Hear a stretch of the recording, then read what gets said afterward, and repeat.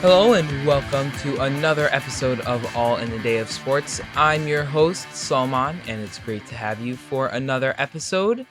We will be getting into what happened last week, some things to look forward to, and then I'm going to be dissecting something that the commissioner of the NFL talked about this past week too. So make sure you watch or listen till the end. Just a reminder, we are on Apple Podcasts, Spotify, Amazon Music, Instagram, and YouTube. So this thing is really available for wherever you are, and you can always share it with other people if you are enjoying it.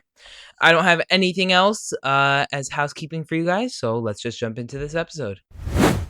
So, what did you miss in this last week of sports? Well, there was a bit. So, we will start over in the NFL as that season is starting soon. And I got some news for you. So, let's start with a wide receiver. Keenan Allen got signed by the Indianapolis Colts on a 1-year contract. He will join that offense, which includes Daniel Jones, Michael Pittman, Josh Downs, and then obviously you cannot forget Jonathan Taylor, though it was a very injured team last year. And keep in mind, the Colts last year, for a decent amount of time, were going into the Super Bowl. I believe for a long period of time, they actually only had one loss. And Daniel Jones was definitely having the season of his career before he got injured. Achilles, I believe, in week 14. And so, if everything goes right for the Colts, I don't know why you can expect them to do much worse than last year. And if Keenan Allen can return to, I don't want to say his old form, but maybe even half of that, then they will be in very good shape. So it is a pretty good signing. They don't lose a lot of money, and it's nice to have a veteran wide receiver in the presence. Then obviously Jonathan Taylor at his best is such a good running back, and so him within itself is enough to help a team's offense skyrocket in the rankings. And then also another signing that happened this past week, Trayvon Diggs got signed by the Seahawks. And then I think this is obviously a move that the Seahawks are just trying to strengthen their secondary, which actually performed pretty well last season. But, they signed Terrion Arnold, as I had said last week, and then they also re-signed Devon Witherspoon. And I think this could also maybe be like sort of a backup plan if Terrion Arnold, ends up getting arrested. But I think Trayvon Diggs, also with the Cowboys, when he was at his best, he was very good. So if Trayvon Diggs can keep that up with the Seahawks, then hopefully they can continue their defensive form of last year. Moving on to the NBA, James Harden signed a 3-year contract extension with the Cleveland Cavaliers. He's paired up with Donovan Mitchell, and the pair of them were able to make it to the conference finals last year before they were swept by the NBA champion New York Knicks. Um, I mean, I think that James Harden can contribute when he's being a good team player, but obviously when he's solo, he's excellent too. I think if the Cavs were able to figure out that game one against the Knicks last year, then they would have been able to be more competitive and possibly made the finals. But it feels like something has to change in terms of mentality in that Cavaliers locker room. So I think James Harden really helped give them a kick last year when he joined, but they really do have to stay consistent along this stretch and change something major if they really want to compete for the NBA title. Also, Klay Thompson signed with the Miami Heat.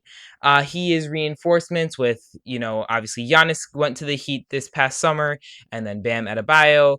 And so not the Mavs, the Heat are looking much better than they initially did when they got Giannis, and I think Klay Thompson is a good veteran presence to help keep that Heat team competitive. And then also DeMar DeRozan signed with the Denver Nuggets. He is paired with Jokic and Jamal Murray, and that big three as their best can be.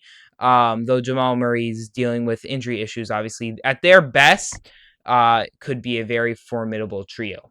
Moving on to the MLB, told you guys to watch the Crosstown Series last week, but within Chicago, and the Cubs actually beat the White Sox 2-1 in that series, like 2-1. The Cubs actually walked off both their wins, but ended up losing the last one. And it was very entertaining to watch, and though it didn't have too much to do with the playoff races, they're in different conferences. It could be something to show what their form will be like in the MLB playoffs. And then also in terms of results, just something interesting for you guys, not necessary, but the Brewers beat the Mariners 22-0, which was the largest shutout win in a long time in the MLB. And then the Cubs then went on and beat the Mariners 19-2 on Sunday. And so it is not looking good for the Mariners in terms of recent results. Though Caden Anderson, who is the number one pitching prospect in the MLB, made his debut Saturday, but unfortunately couldn't do it against the Cubs and get the win. And then also, speaking of pitchers, Jacob deGrom became the second fastest pitcher ever to 2,000 strikeouts, behind Randy Johnson in terms of actual time, and then Chris Sale in innings. He was second place in both of those categories. deGrom obviously dominant in his prime, but is getting older as time goes on. And then talking about other sports, a little bit of something that I didn't see coming. Yannick Sinner, who just won Wimbledon, is out of the U.S. Open, which clears the way for Alcaraz in the U.S. Open to be a clear favorite. And then also speaking about the U.S. Open, some news came out this week that Serena Williams and Carlos Alcaraz are going to be teaming up for the mixed favorites, for the mixed doubles. So that should be interesting to watch. And then moving on to Formula One, Lando Norris, Kimi Antonelli, and George Russell finished in that order at the top three in the Dutch Grand Prix. It helped Antonelli maybe extend his lead a bit, but Norris showing everyone why he won the world championship last year. And then something fun about that is Aston Martin finished, Fernando Alonso, I should say, finished in 9th place for the Aston Martin team, and they got more points as they upgraded their engine in the past weekend. So that is everything you missed in this last week of sports. Up next, what you should watch. So, what should you watch in this upcoming week of sports? Well, I'm a little excited because football, or college football, I should say, is back, but I'll get to that. First, let's start with the U.S. Open. Their official rounds, not qualifiers, begin on Sunday. And so, if you want to watch that tournament, that will be a good one to see. Like I said, Yannick Sinner's out, so it'll be interesting to see how Alcaraz performs without his main counterpart, which was in his last few tournaments before he was injured, and then obviously Sinner just performed without Alcaraz there in the past two major tournaments. In terms of MLB, big series coming up this week, Dodgers versus Braves on Tuesday, Wednesday, Thursday. I mean, this is a really big matchup in terms of seeding. They're both the number 2 seed and the number 3 seed, respectively, in the National League. And Thursday's game is actually on national television at 8:15 p.m. Eastern on FS1. This could be a playoff preview if both teams execute how they want when October comes along. But I think first they have to worry about this, as the Braves need to worry about their division spot first. The Dodgers less so, as the Phillies are breathing down the Braves' neck. But I think this will be a really fun one to watch. And like I said, college football is back, and it is not the preseason like the NFL is going on. It is official. What I think the biggest matchup is, there's not many this coming week, but there are a few. I think the biggest matchup is North Carolina versus TCU on Saturday at 12 p.m. Eastern on ESPN.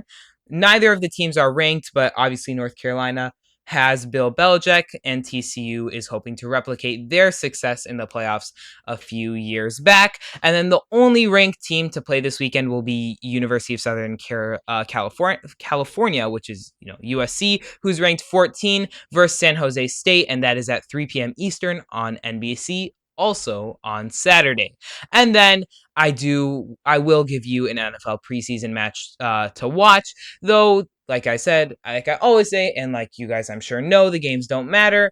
It will be fun, especially to watch in the beginning when the starters play, and that game for you is Seahawks versus Chiefs at 8 p.m. Eastern on ESPN. I believe that game is on Friday. And so it'll be interesting to see if Mahomes ends up playing a bit, JSN for the Seahawks, and also Sam Darnold. So if you're going to tune into any of these preseason games, though they can be entertaining, but if you want to actually see a preview for the upcoming NFL season, I would tell you to definitely watch the beginning of the preseason games and then, turn them off once they start getting more exhibition-y. That's all I have for you to watch in this upcoming week of sports. Up next, let's talk about what Roger Goodell said this past week. So, what did Roger Goodell say this past week that has me dedicating a whole segment to it?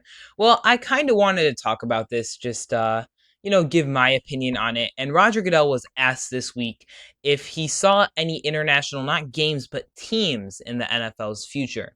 And he said he has no doubt about it. And Roger Goodell sees it, but I may need a new prescription of glasses or just glasses in general because I don't see it at all. And I understand that, Roger Goodell is a commissioner of the NFL, so he probably sees stuff that I don't. There's a reason he's a commissioner, and I'm just a person sitting in a chair recording a podcast with, 20 or 50 viewers on a good week. But I'm not saying this blindly. I have my reasons, and so I'm going to give you my main reasons as to why I think having international teams for the NFL would be a terrible idea. Let's first start with why Roger Goodell or just the NFL, because I don't know how far in the future this could happen, why would they would want this? Well, they want more fans and more engagement, but what does that lead to, which is what that drives most of the NFL's decisions? They want money, right? But I think, I'm not saying this will lose money, but I think it will majorly hurt the NFL and even the international teams. My first reason is time zones. So obviously, if you're going to have international teams, I understand that could be in Canada and that can mean Mexico, and like the NBA has Canadian team, and the MLB has a Canadian team. And so, and I think that aspects in the NFL would actually work out, a Canadian team, but I don't think that's what the NFL means. When you say an international team and the way they kind of play all these international games the NFL do, they mean further teams like London, maybe even in Australia, maybe a team other in Europe, maybe a team in Spain, right? Or in Brazil, like they played the Rio de Janeiro game last year. And I think the time zones, especially as you get, east west of the US, it just wouldn't work. Why wouldn't it work? Well, already players are adjusting in the NFL time zones, and it tends to work, when you're only adjusting for 2 hours, maybe 3 hours, right, from the West Coast to the East Coast in the U.S. And it's not a problem if it were to be in Canada or even Mexico, right? But it would be a problem, I think, when you have to go from Chicago to London. And the away team, I think, could handle it because there are teams that play these international games, right? Like Chicago was in London against Jacksonville a few years back, and they played just fine, right? But what about the team? For the purpose of this argument, let's say it's a London team. What about the London team, right? I don't know, the London Big Bens, right? The London Clock Towers. Let's say the Clock Towers every single week, or not every single week, but every other week have to travel to the US. Well, that's definitely going to mess with your head and your fatigue and your brain fog. And, obviously nobody has an alternating schedule where it's every other week. There could be stretches and then you return, and it will affect your performance on the field. And then also you'd be farther away from your families. And so that will make it harder for players, but we'll talk about that a little bit later. And, also, like when you're just constantly adjusting to the time, it doesn't work out. And so if you're let's say supposed to be sound asleep at 3 a.m., but now you're playing a Sunday night game in the US, it just doesn't work out for the players, and I don't think it does right by them.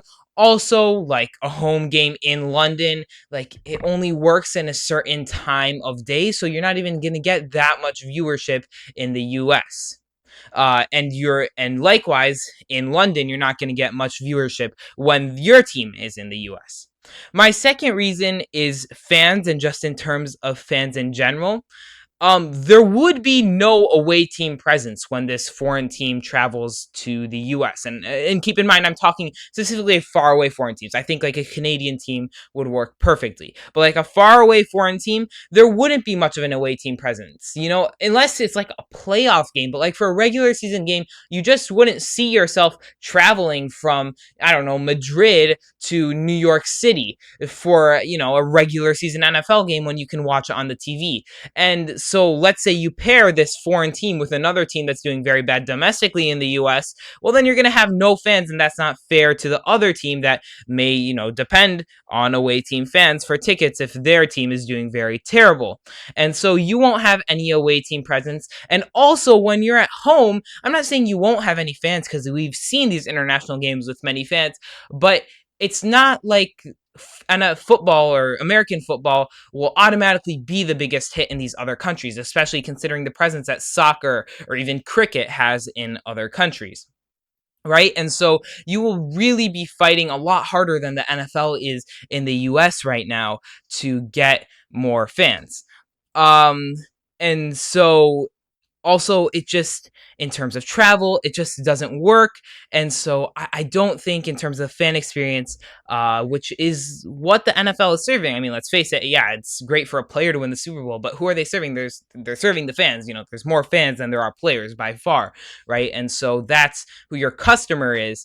And so this is where I think the NFL could lose a lot of money, which, we established is the main reason they're doing it. And then also, I want to talk about just the players and like the players' hometowns and just how that would work. So according to George Mason University, only in the 2025 NFL season, only 3% of the NFL was foreign born. So why am I telling you that? Well, if 90% of the NFL is from America, first of all, this foreign team's not going to have any free agent presence, right? Let's say your kid, I mean, if you're drafted, you have no choice, but like if you're a free agent, you're not going to want to live, across the country so far away from where you grow up, or probably not as much, especially if that team isn't competitive because they couldn't get free agents in the past. And so if you're struggling to get free agents because they don't want to go there because the majority of the NFL and therefore majority of the stars are from the US, well, the team's not going to be competitive and it just won't work in terms of the market. And like, sure, this may work for a guy like Jordan Mailata, who's from Australia, and I'm sure he'd love to have an NFL team in Australia and play for there, though I doubt he'll still be playing when there will be an international team. But, 97% is a huge number. And then it's hard to have, a full 53-man roster of players who will want to go away, foreignly.